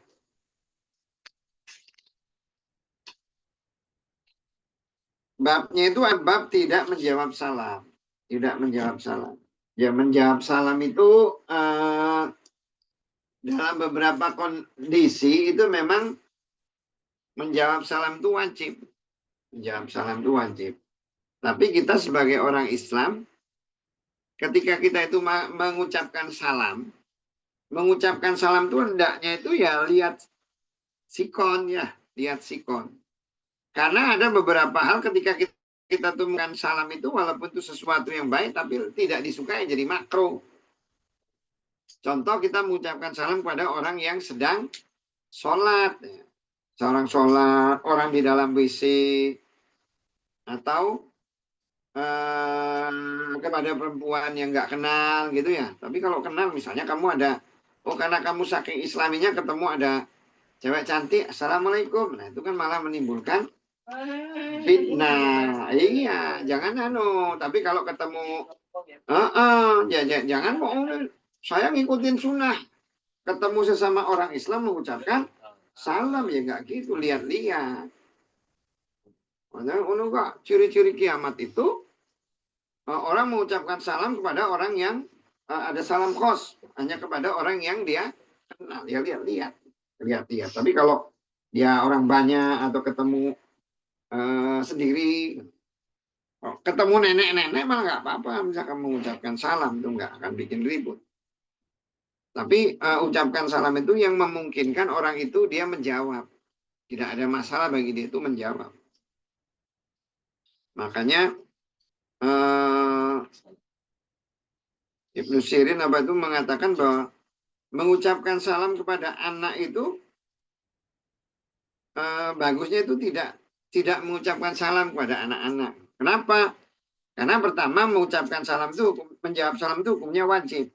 Kalau kita mengucapkan salam pada anak, seakan-akan kita itu memberikan kewajiban kepada anak, padahal anak itu belum punya kewajiban sampai segitu loh. Nah, kalau yang mau jalan tengah itu ucapkan salam kepada anak, kan salam itu kan doa ya. Salam itu doa. Ucapkan salam kepada doa anak, tapi yang dia nggak dengar. Jadi kita sudah mengucapkan salam, kan doakan. Dia nggak wajib dengar, karena dia nggak dengar, dia jadi nggak wajib menjawab. Tapi kalau kita keraskan, seakan-akan kita mewajibkan sesuatu yang memang belum punya kewajiban. Nah, Nabi ketika di dalam sholat, di awal Nabi itu, dia menjawab salam. Tapi menjawab salamnya itu Nabi itu hanya memberi isyarat gitu. Assalamualaikum ngangguk itu aja. Maksudnya itu bentuk menjawab itu nggak harus dalam bentuk ucapan. Ngangguk tanda. Kenapa? Karena kalau dia menjawab itu salah. Karena ucapan salam itu bukan bagian dari sholat. Kalau jawab mengucapkan alhamdulillah atau subhanallah atau alhamdulillah itu nggak apa-apa. Tapi waalaikumsalam warahmatullahi wabarakatuh.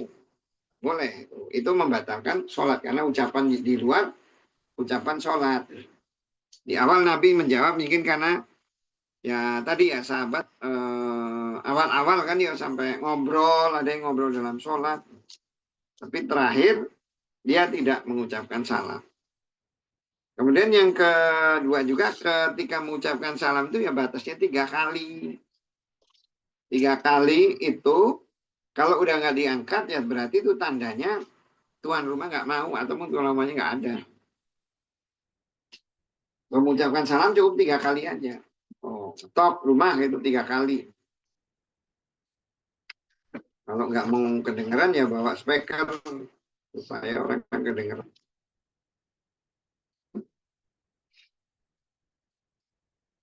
Nah, ada sahabat yang tadi mengucapkan salam bolak-balik, dia tidak dijawab oleh Nabi.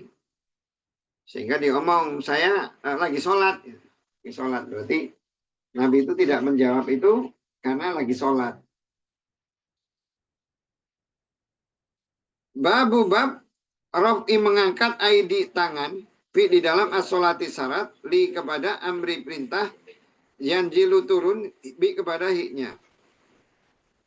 Hadasat telah menceritakan kepada kami Kutaibah, hadasat telah menceritakan kepada kami Abdul Aziz Andari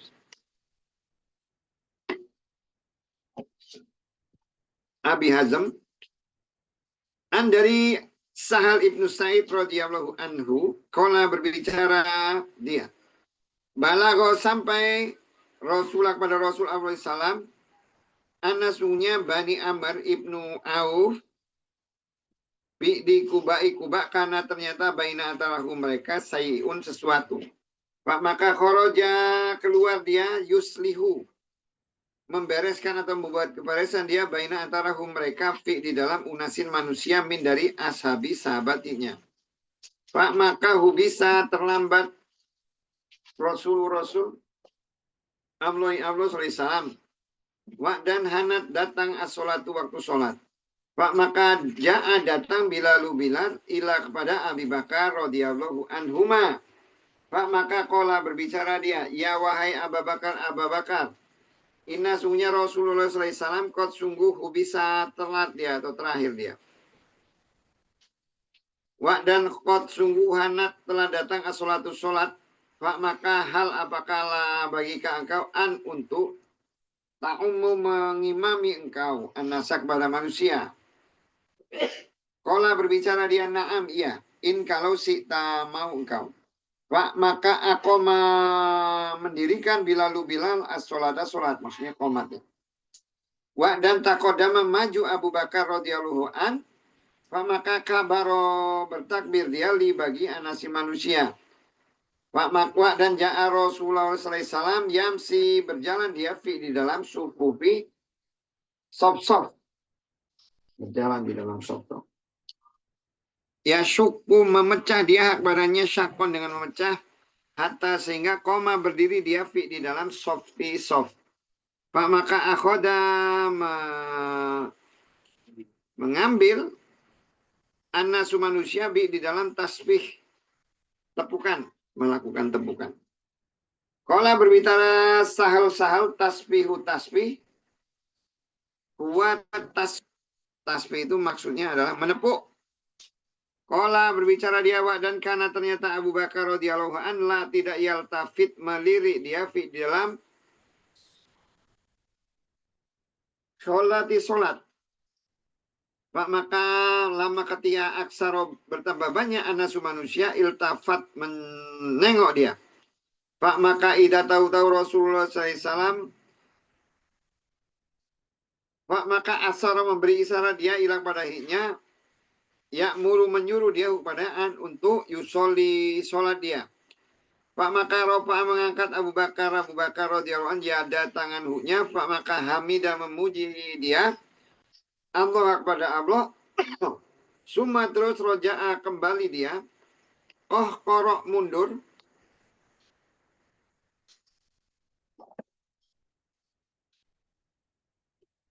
Waro'a ke belakang huknya. Hatta sehingga koma berdiri dia. Di dalam sofi. Dan takodama maju Rasulullah SAW. Pak maka sholat dia li kepada anasi manusia. Pak maka lama ketika farogo selesai dia. Akbala menghadap dia ala kepada anasi manusia. Pak maka kola berbicara dia ya ayuha wahai annasu manusia. Ma'apalah kepadakum kalian hina ketika Naba memberitahu kalian kum pada kalian sesuatu di dalam sholati sholat. Akhotu mengambil kalian dengan tasbih. Menepuk. Masuknya tasbih menepuk itu bagi anisai perempuan. Man barang siapa Naba memberi beritahu padanya sayun sesuatu. Di dalam sholatinya.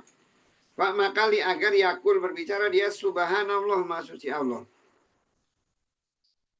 Suma terus iltafat melirik dia ila kepada Abu Bakar radhiyallahu an, maka qala berbicara dia, ya wahai Abu Bakar, mana menghalang kepada kau an untuk tusoli solat engkau li bagi anasi manusia. Hina ketika asar tu memberi isyarat aku ila kepada engkau. Kala berbicara Abu Bakar, tidak karena ternyata yang bagi layak li bagi ibnu anak Abi Kuhafa an untuk yusoli solat dia baina antara yadai dua tangan Rasulullah di depan maksudnya Rasulullah SAW. Ini hadisnya ini ulang ya, ulang yang kemarin diceritakan Nabi ada terjadi perselisihan antara dua kaum. Nabi itu menyelesaikan itu. Nah itu memang bagusnya tuh yang menyelesaikan kalau ada pertikaian yang bakal bikin ribut itu artinya pimpinan sebenarnya. Jangan cuma ngutus-ngutus aja. Kalau kayak Umar itu bisa diutus, tapi enggak, Nabi itu mencoba membereskan. Sampai akhirnya dia ketika dia membereskan itu sampai dia terhalang untuk sholat.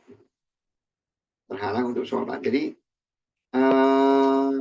ketika ada suatu keperluan yang nanggung itu ya memang nggak apa-apa gitu kalau bapaknya kita itu menunda sebentar sholat. Nah, ingat bahwa Nabi itu sebagai pimpinan juga sebagai imam. Memang sunahnya itu seperti itu. Sunahnya itu pimpinan itu ya dia yang mimpin sholat. Sunahnya seperti itu. Ketika Nabi telat akhirnya dia sahabat ngomong nih, Bilal ngomong nih, Nabi itu terhalang, kamu aja Abu Bakar yang mimpin. Abu Bakar sholat, ketika dia tiba-tiba sholat, Nabi datang memecah shaf. Jadi boleh ya bagi seorang imam yang datang terlambat, dia memecah shaf maju ke depan. Makanya di beberapa masjid sekarang itu ada pintu khusus untuk keluar makmum, untuk keluar imam kalau dia batal. Keluar kalau dia batal. Nah, ulama berbeda pendapat ketika batal nungguin Nabi enggak. Nah, kalau dia telat ya sebenarnya dia misalnya imam itu batal ya. Batal ke misalnya 2 rakaat, ya udah sebenarnya imam tuh wudhu, diulang lagi 2 rakaat nanti dia ngikut sebenarnya. Imamnya itu harusnya seperti itu sebenarnya. Kalau dulu seperti itu karena memang imamnya itu pimpinan, kan nggak mungkin Nabi batal terus Nabi itu ke belakang, kan nggak mungkin kan ya. Nabi itu kalau udah batal 2 rakaat kira-kira mana? Kentut gitu 2 rakaat. Hah? Mundur terus ada yang gantiin. Iya enggak, dia wudhu kan ya. Wudhu. Makanya dia pernah kan sholat, ketika dia mau sholat ternyata dia ingat junub, disuruh tunggu dulu kan makmumnya. Tunggu. Lagi junub, nanti mandi, tunggu. Baru dia balik sholat. Karena memang aslinya imam itu ya imam itulah. Nggak ada penggantinya. Harusnya gitu, harusnya. Tapi karena zaman sekarang ya diganti yang belakangnya. Tapi kalau kamu cari di hadis juga nggak akan ketemu juga. Sunahnya ganti yang ada di sebelah kanannya itu yang maju. Ya itu kan fikih aja. Fikih. Ya kalau yang maju yang mana coba logikanya? Hah? Yang maju yang mana? Yang kiri. Ya? Yang kiri, yang kanan, apa yang belakangnya? Kan bingung. Hah? Yang di belakangnya, apa yang sebelah kanannya, sebelah agak pinggir dikit, apa yang belakangnya? Hah? Kan nggak diatur kan ya? Gimana kalau dua-duanya maju bareng, namanya nggak diatur?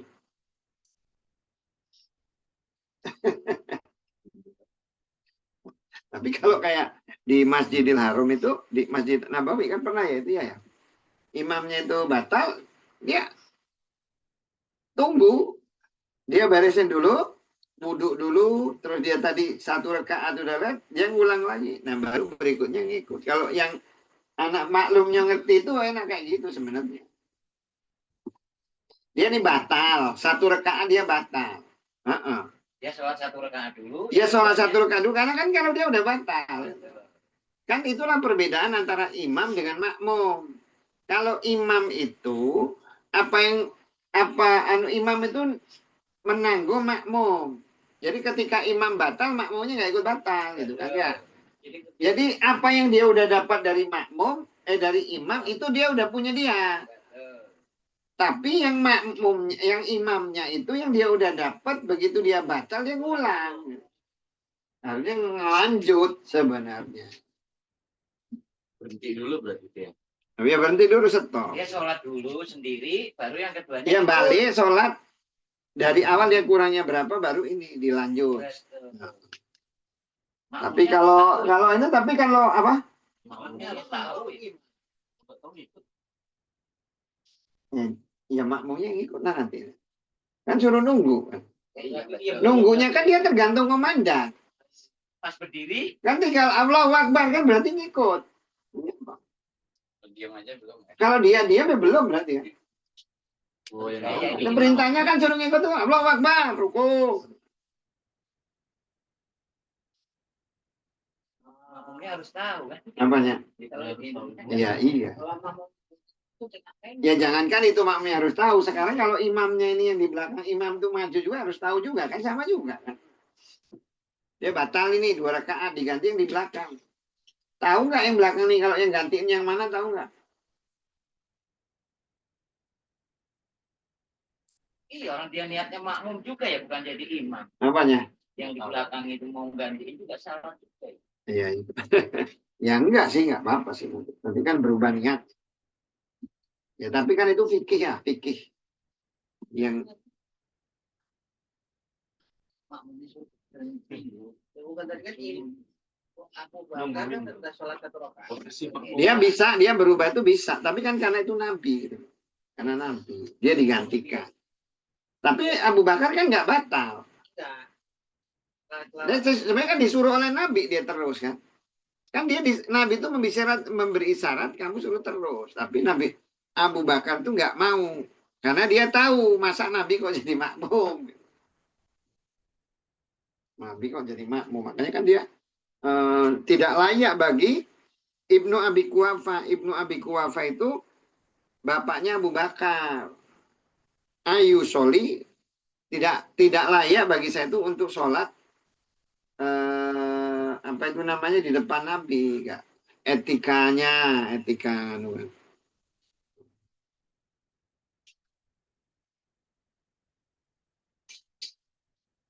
orang-orang jadi ketentuan. Apanya? Jatuhnya Abu Bakar dengan bertingkah laku seperti ini jadi ketentuan. Artinya enggak, kalau ini kan pergerakan di dalam sholat ya. Babnya artinya Abu Bakar maju mundur itu tidak membatalkan sholat dia gitu. Termasuk imam juga boleh dia nerobos di tengah gitu maju ke depan boleh. Imam kalau dia jadi imam maju gitu. Karena memang aslinya kan Nabi harusnya jadi imam. Makanya kenapa itu Nabi itu maju gitu. Kenapa Nabi itu maju? Hanya kan di hadis ini kan tidak diceritakan Nabi itu ketika datang itu tuh pas rakaat keberapa kan? Nah, tapi ini mungkin dimaksudnya di awal itu tidak diceritakan. Justru kan masalah ini salah satu rahmat, gitu. Salah satu rahmat dari Allah ini adalah kan hadis itu kadang tidak selengkap detil betul gitu ya. Tidak kayak novel yang sedetil-detilnya sehingga memungkinkan orang untuk memberikan tafsiran yang berbeda-beda. Tapi itu justru rahmat malahan. Kalau tafsirannya terlampau detil nggak bisa lagi kayak orang Bani Israel disuruh nyembelih sapi, sapinya harus warna kuning, harus gini tambah detil tambah bingung. Coba umpamanya ini sekarang ini Nabi muncul di abad 21. Nah, nanti hadisnya itu bentuknya itu video. Nah, harus ngikut persis toh. Betul. Salah nanti kalau nggak persis. Tapi prinsip di dalam beragama itu satu adalah Ketika kita melakukan sesuatu itu ada dasar hadisnya. Kita tidak melakukan sesuatu ada dasar hadisnya, kita melakukan sesuatu itu ada dasar hadisnya. Masalah bagaimana cara menafsirkan hadis itu tiap orangnya pemahaman beda-beda. Bisa jadi udah ulama besar dia memiliki pemahaman yang mungkin ya pemahaman itu bisa jadi salah. Yang mungkin hanya orang tertentu, mungkin orang umum gitu ya, orang awam yang biasa yang dia ngerti. Contoh gitu ya, contoh ada ulama besar itu dia diundang khalifah, kemudian dia baca asariku wasarikotu fakto adi aidihim bima kasabu wablahu ghafurur rahim. Yang ngomong itu ulama besar. Semua orang ya benar. Tapi kata orang Arab Badui, salah kamu. Tanyain, loh kok salah katanya? Kok salah kata si ulama itu? Nggak mungkin saya salah. Saya ini hafal Quran. Kamu pernah dengar Quran aja nggak kok ngomongin salah? Ya, kata orang Badui itu, Allah itu suruh motong tangan laki-laki dan perempuan, tapi dia maha pengampun lagi maha penyayang. Kalau dia sayang, nggak mungkin suruh motong. Namanya sayang, masa dipotong tangannya. Setelah dicek, oh ya udah ambil Quran. Benar, di situ Azizun Hakim. Maha gagah lagi maha bijaksana. Artinya di pernyataan yang memang butuh. Artinya di situ hanya menekankan bahwa bisa jadi ulama besar pun bisa membuat sesuatu kesalahan. Kalah dia.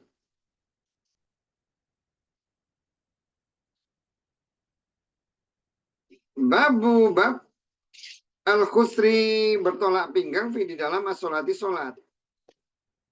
Hadasa telah menjelaskan kepada kami Abu Nu'man. Hadasa telah menjelaskan kepada kami Hamad an dari Ayub an dari Muhammad. Ambil habis. Macam kita lupa. An dari Muhammad an dari Abu Hurairah radhiyallahu anhu. Qala berbicara dia, nuhia dilarang an dari al-khusri bertolak pinggang di dalam sholati sholat. Wa dan qala berbicara Hisam dan Abu Hilal an dari Ibnu Sirin an dari Abu Hurairah an dari Nabi sallallahu alaihi wasallam. Hadasa telah menjelaskan kepada kami Amr ibnu Ali. Hadasa telah menjelaskan kepada kami Yahya. Hadasa telah menjelaskan kepada kami Hisam. Hadasa telah menjelaskan kepada kami Muhammad an dari Abu Hurairah radhiyallahu an qala berbicara dia nuhia dilarang an untuk yusoli solat ar-rajulu laki-laki mukhtasiron dengan bertolak pinggang. Jadi larangan sholat petentang-petenteng itu loh. Kenapa? Karena itu perilaku orang Yahudi.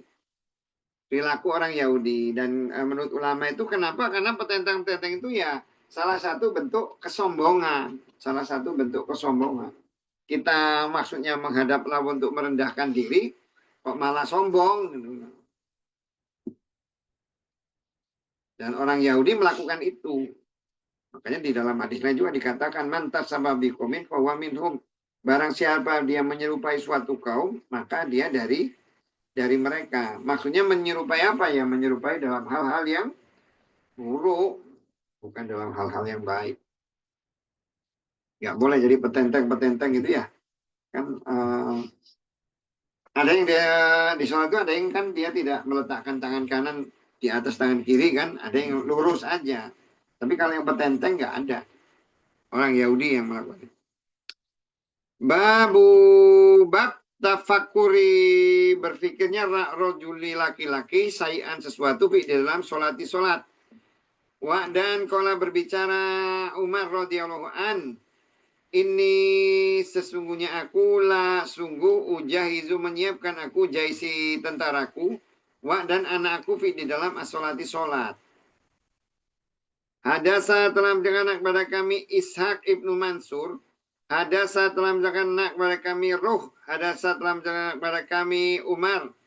An dari Ibnu Sa'id kola berbicara akhbar telah mengabarkan nik padaku Ibnu Abi Mulaika an dari Uqbah Ibnu Haris radhiyallahu anhu qala berbicara dia salat aku ma'a beserta Nabi sallallahu alaihi wasallam al-asar salat asar. Pak maka lama ketika salama memberi salam dia koma berdiri sarian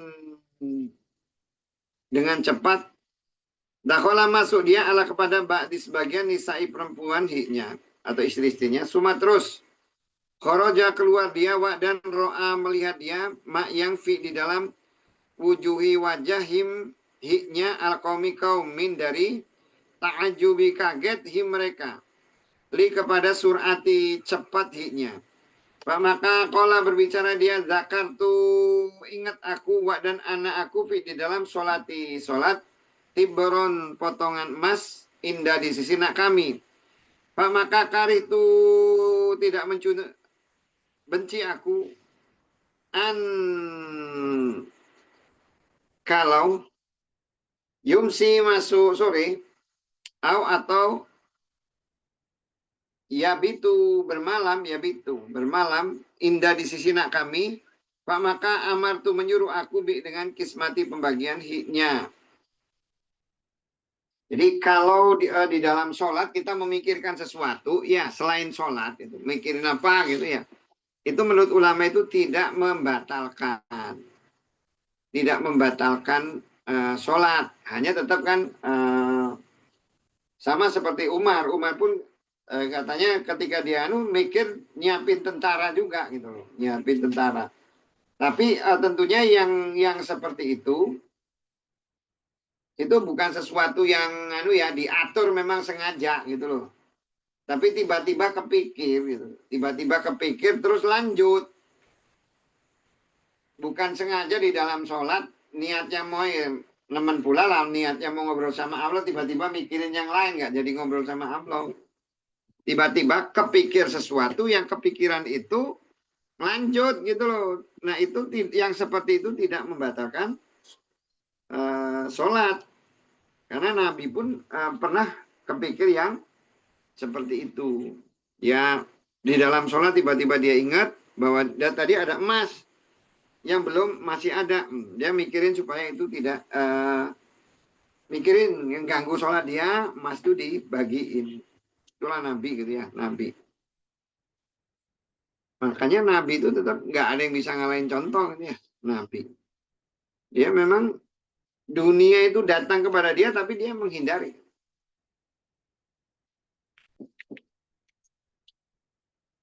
Nah wajar kalau sahabat itu apapun yang dilakukan Nabi diikutin. Memang jadi panutan benar.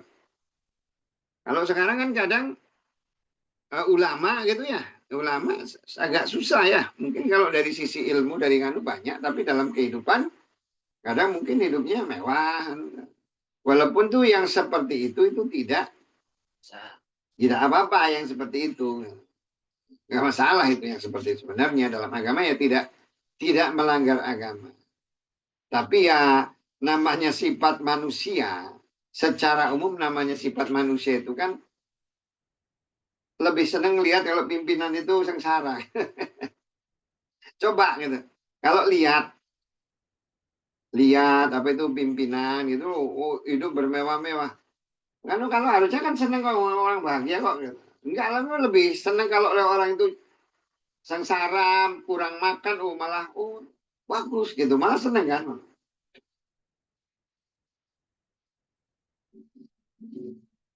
Mana mau mimpin kalau nggak sehat? Ya sama lah kayak istri lah Mas Yusuf. Istri itu kan senangnya suami agak sengsara dikit. Coba Akbar kamu jadi suami. Kamu jalan-jalan ditanya sama istrimu. Lagi makan apa? Pak, ini lagi makan pizza. Pasti kok nggak ngajak-ngajak gitu kan. Padahal kan harusnya seneng kan suami bisa makan enak kan harusnya kan. Coba nggak seneng. Makanya kalau jadi presiden itu jangan pamer yang apa itu namanya seneng-seneng orang nggak seneng dipikirnya kalau pamer pakai mobil mewah dipikirnya bikin orang seneng bikin orang nggak seneng malah. Nabi itu hebat. Dan Nabi itu tidak suka menyimpan harta. Tidak suka menyimpan harta. Kenapa? Ya karena kalau harta itu kita yang harus jaga. Tapi kalau amal yang akan menjaga kita.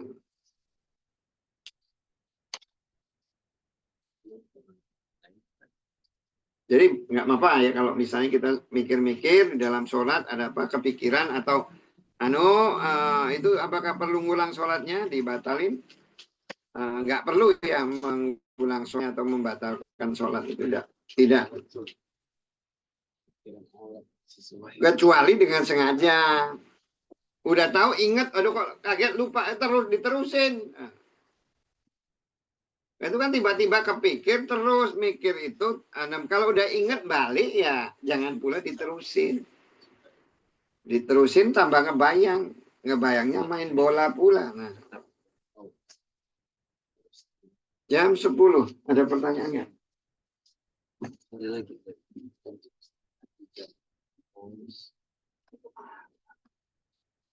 Yuk kalau nggak ada kita doa Ustaz, ya. Afwan, Assalamualaikum, mau nanya. Halo, Amin amin Assalamualaikum. ya rabbal alamin. Allahumma anta malikal mulk tu'ti mulka man tasha wa tu'i man tasha wa tudillu man tasha biyadikal khair innaka ala kulli shay'in qadir. Rabbana dhalamna anfusana fa in kunana minal khasirin. Rabbana aina la zikrika wa syukrika wa husni ibadatik. Rabbana filana dunubana wa wa kama rabbana saghira. Rabbana inna nas'aluka khasyataka fil ghaibi was sahadah wa nas'aluka kalimatal haqqil ghadabi waridho wa nas'aluka kalimatal ikhlas fil ghina wal faqr. Allahumma qani'na bima razaqtana wa barik lana fima ataitana wa tawaffana ma'al abrar. Rabbana innaka min sakhatika wa bi mu'afatika min uqubatik wa na'udzubika minka la nuhsisana 'alaika anta kama asnaita 'ala nafsik. Rabbana inna nas'aluka khairu hadil yawm wa khairu ma ba'dah wa na'udzubika min syarri hadil syarri ma ba'dah.